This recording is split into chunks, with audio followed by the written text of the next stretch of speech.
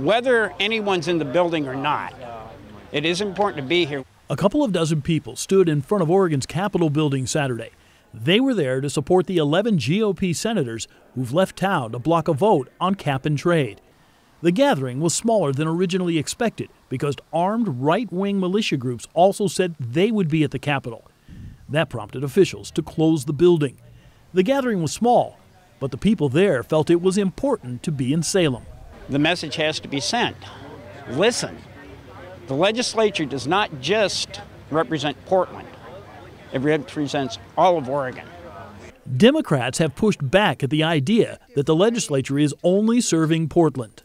We operate to serve the state, and we do serve our constituents, but you find Democrats from Portland who are very supportive of things that are very important in the rural areas.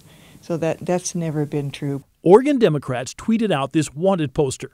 It shows the 11 Republicans who are away from Salem. It reads, "Wanted, fugitives from justice and their jobs." The senators are reportedly in Idaho.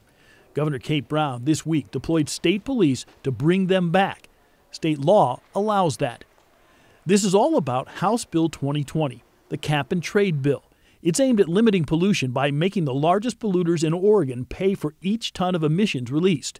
The money will go toward paying for cleaner energy. Cap and trade would also limit emissions, and limits would get smaller every year. People against the bill worry gas prices will go up significantly and drive businesses out of state. Supporters argue mainly large polluters will be impacted, and the bill will help create new jobs focused on green energy. Now, there is a session scheduled for 10 o'clock tomorrow morning in Salem. Right now, that session is still on. The protesters, well, they say that they plan to rally at the state capitol again on Sunday. Maggie, back.